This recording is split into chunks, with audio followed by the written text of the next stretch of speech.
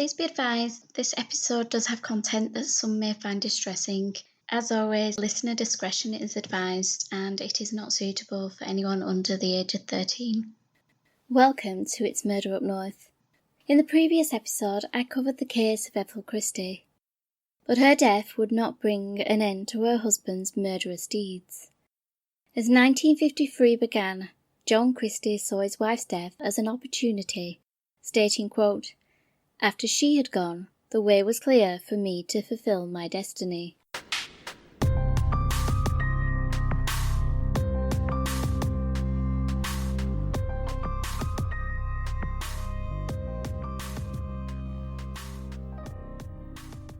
As with many details in Christie's case, it is not certain how or where he first met his next victim, 25-year-old Rita Nelson, who stood at 5 foot 5 inches tall, with a slender frame, her thick, wiry blonde hair curved about her narrow face, from which her small brown eyes shone. Born in Belfast on the 16th of October 1927, Rita Elizabeth Nelson was the second child of James and Alice, who had an older daughter, May, and would later welcome their third child, Sadie. With their parents separating when the children were young, they were sent to live with their grandmother, who, like their parents, used the Bible to keep the children on a moral path. But it was noted that Rita, from an early age, demonstrated a rebellious streak, and could be stubborn and unruly at times. Once she entered her teens, Rita and her younger sister, Sadie, would move to live with their mother and her new husband, Mark Mclennan, who Sadie recalled, quote, "resented us because we weren't his." Sadie also remembered the cruelty the two sisters suffered at his hands, recalling a number of attacks, including one occasion when Sadie said, quote, "He threw me down the stairs.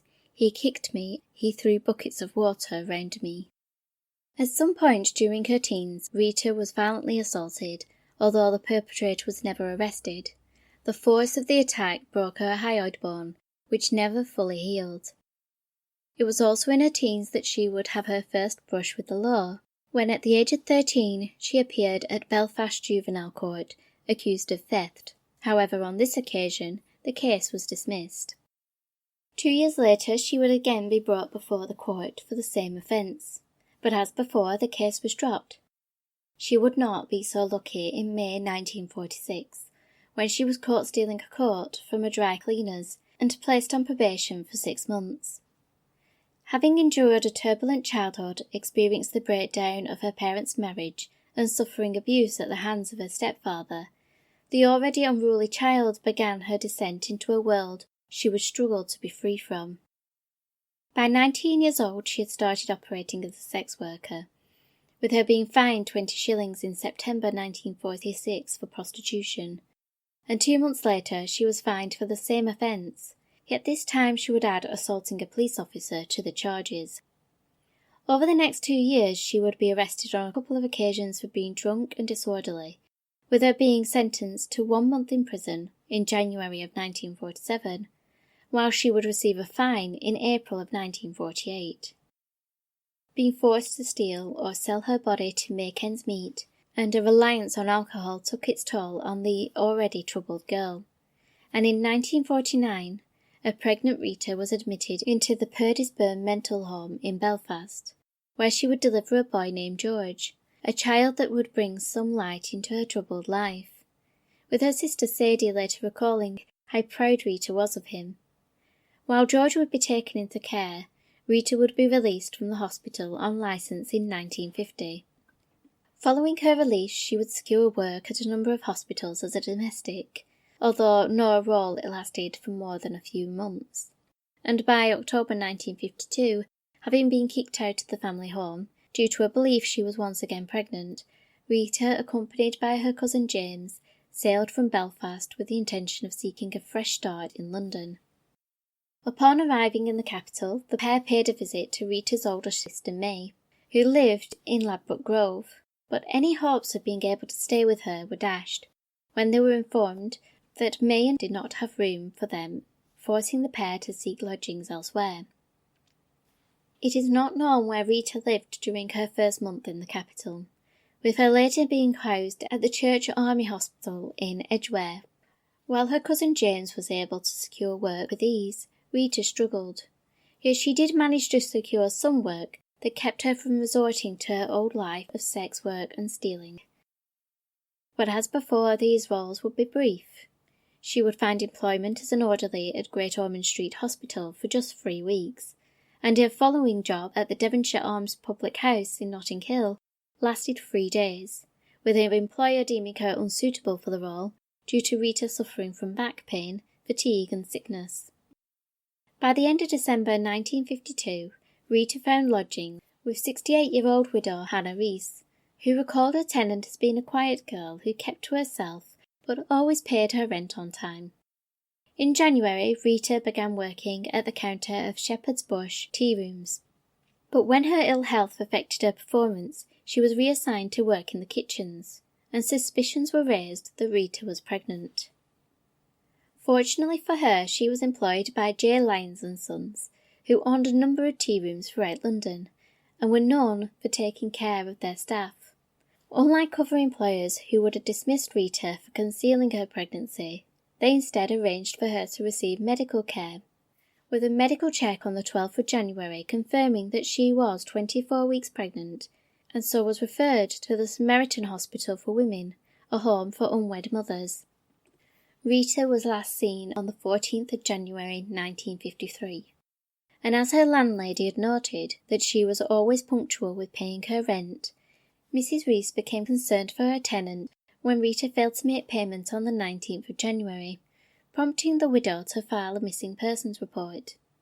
The following day, having made entry into Rita's room, a search was carried out, during which the referral letter for the hospital was found, leading to the belief that she had chosen to disappear voluntarily, with Rita's sister fearing that her sibling may have been on board the Princess Victoria, a ship which sank on the 31st of January 1953, while sailing from Scotland to Ireland. Yet Rita's true fate would only be discovered a couple of months later, but not before her killer claimed 2 more lives. It may have been a matter of days between the murders of Rita Nelson and Christie's next victim, Kathleen Maloney, another troubled young woman who had come to London to escape her past.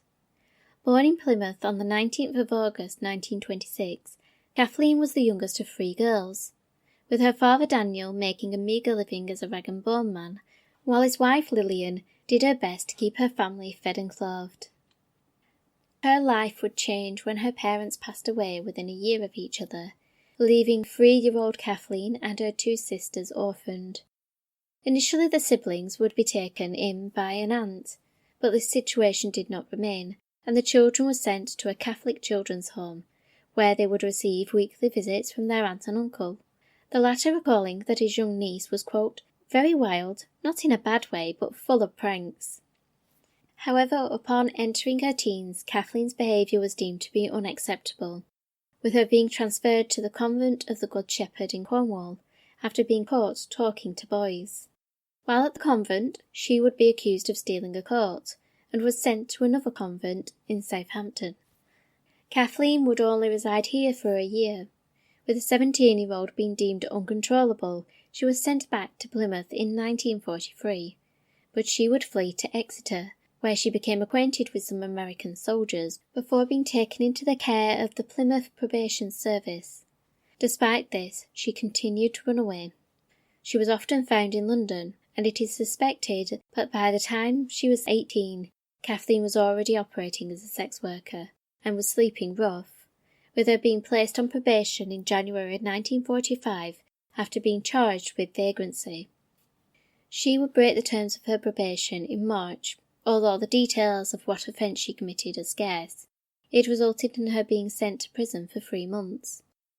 Upon her release, Kathleen would become acquainted with Sylvia Sowerby, with whom she travelled to Southampton, where the pair would sleep in abandoned buildings and operated as sex workers.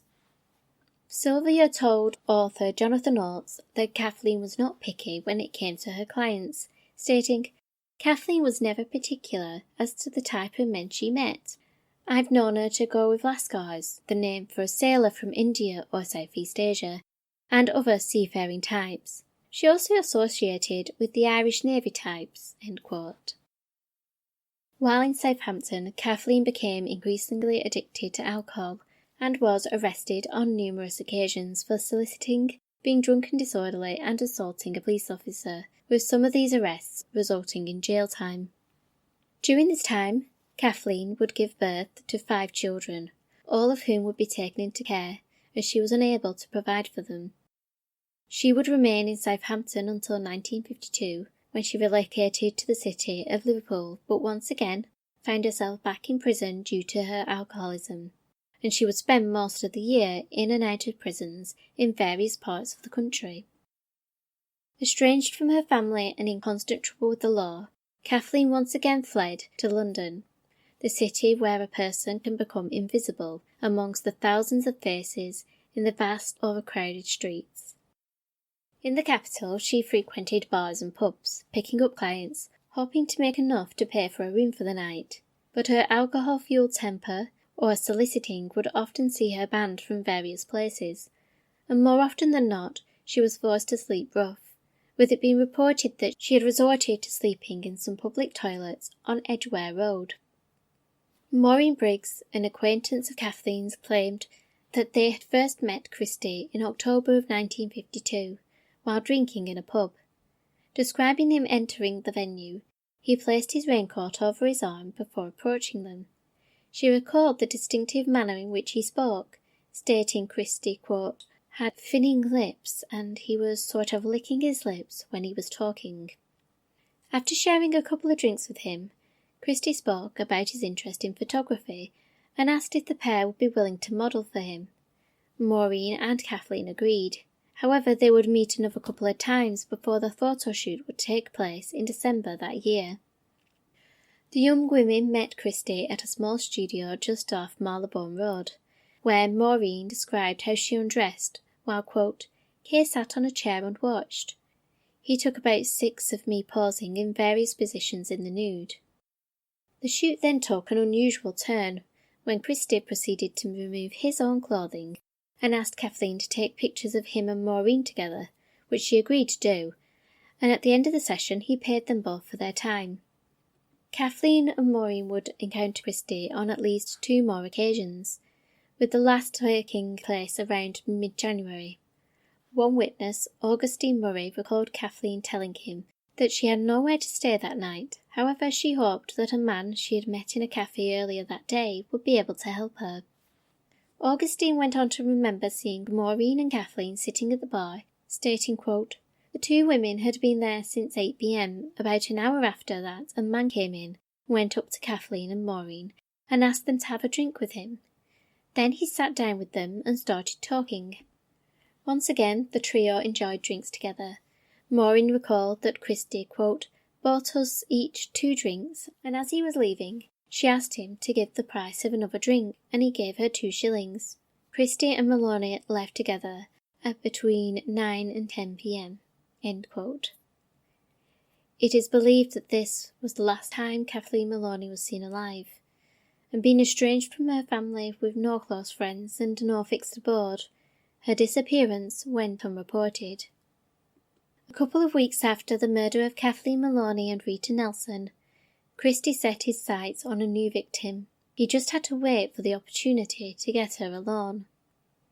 Christie met Hectorina Mclennan and her boyfriend Alexander Baker while the pair were standing outside a cafe in Hammersmith. Christie would later claim that Alexander went to speak with a friend on the opposite side of the road, giving him the opportunity to speak to Hectorina, who asked Christie if he knew of any lodgings that were available for them to stay. He advised her that he may be able to help the young couple, and arranged to meet the pair later that day, to which Hectorina agreed, unknowingly sealing her fate. Born in the Scottish city of Glasgow on the 18th of February 1926, Hectorina came from a large family with 6 siblings. Her father William worked as a joiner, while her mother Marion worked as a cleaner in a hotel.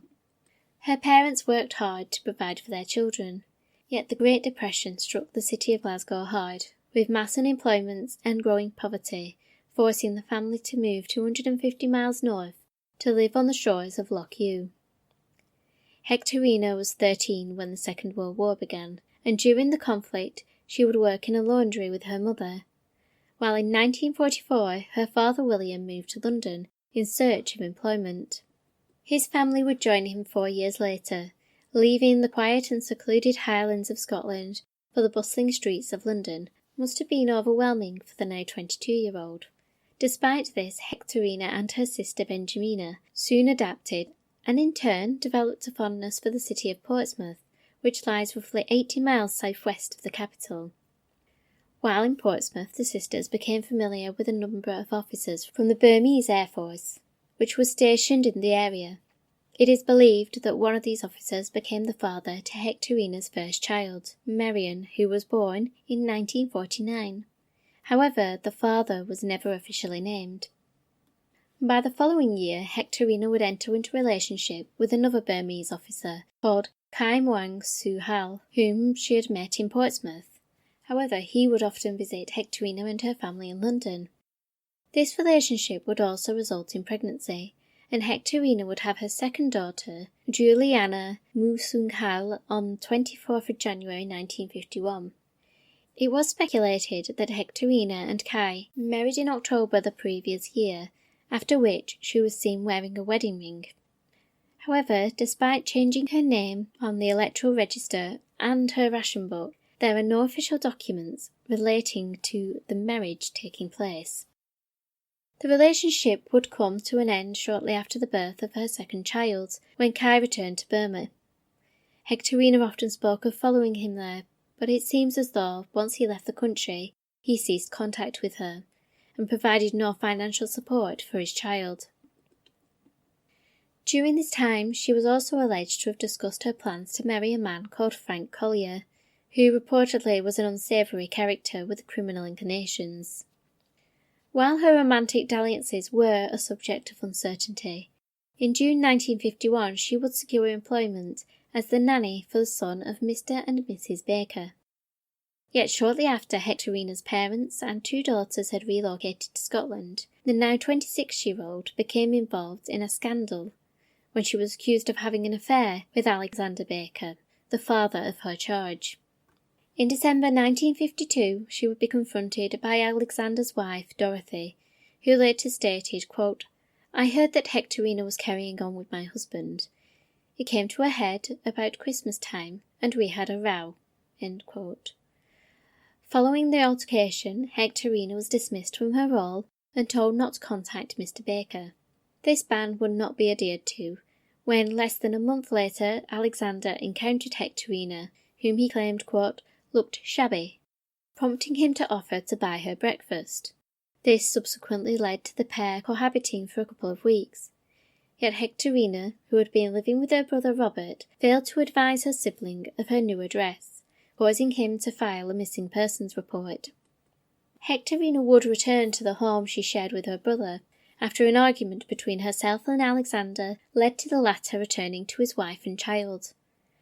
This would be short-lived, when in February of 1953, Hectorina once again left the home, this time taking the money from the gas meter. This would be the last time her brother would see her. It has been suggested that she had stolen the money due to the influence of Frank Collier, with whom she would reside with after leaving her brother's home. It was around this time that she pawned the ring, which was believed to have been her wedding ring from her marriage to Kai, and it was theorised that her subsequent purchase of a yellow ring was with the intention of marrying Collier.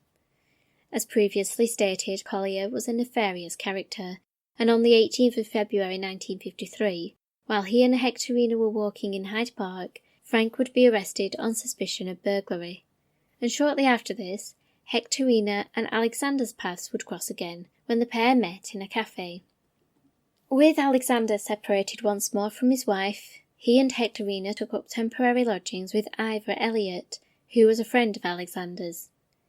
He recalled that Hectorina had a tendency of disappearing for hours at a time, without explanation. He went on to state that he last saw the 26-year-old on the 23rd of February, after she left his home around 11 a.m.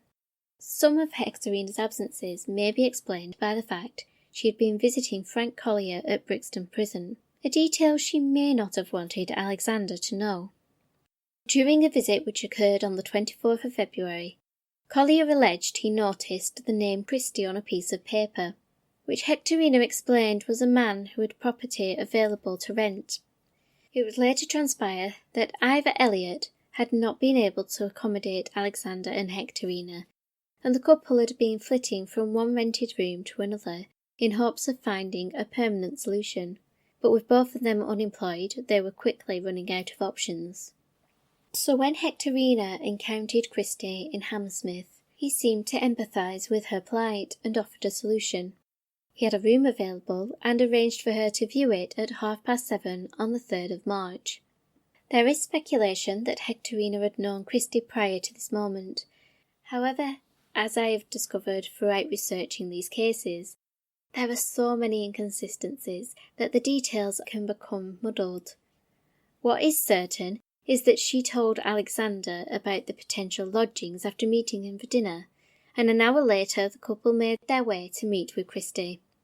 Prior to this, Hectorina had been urged to leave the capital by two individuals, the first being Frank Collier's estranged wife, who after seeing the impoverished state Hectorina was in, she provided the 26-year-old with clothing and suggested that Hectorina move back to Scotland with her parents.